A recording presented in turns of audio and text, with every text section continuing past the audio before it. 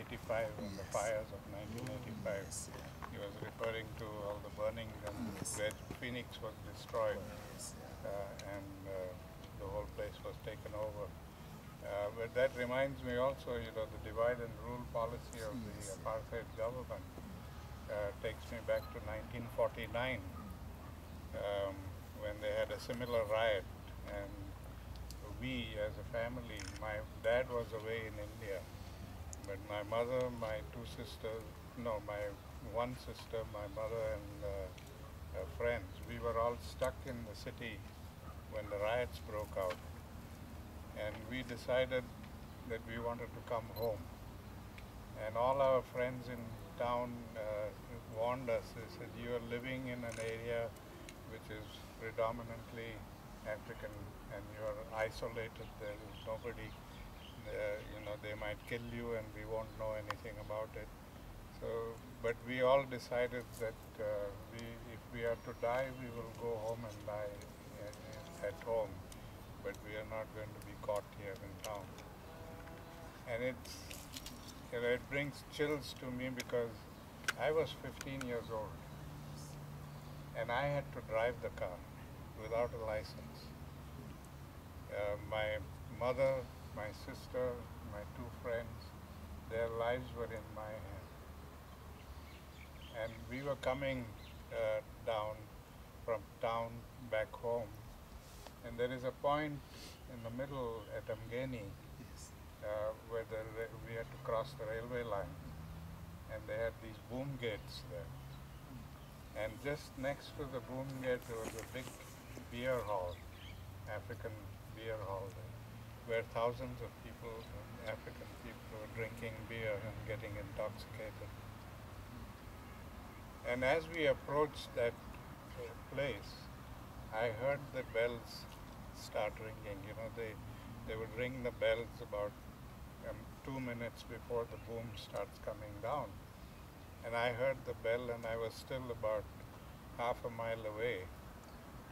And I realized that if I get caught there, we would be finished. All of us would be massacred, because that is where these Africans were waiting to catch people.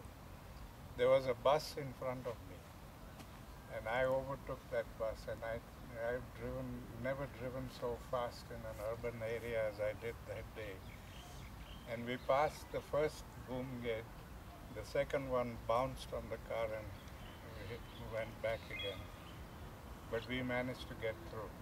But the bus that was behind us, the one that I overtook, was full of Indian people living in this area, and they were caught, trapped. The bus couldn't go through, and it couldn't take a U-turn there quickly enough. All of those people were massacred. All about 40 of them in the bus were totally massacred. But we came here and home, and all our African friends around were waiting for us to get home to see that we were safe. They took it upon themselves to, patrol the area day and night to see that nobody ever came and touched our place or hurt us. And that memory of that love and that connection that we had with the people in this area is amazing. It still remains with me, how they protected us and took care of us.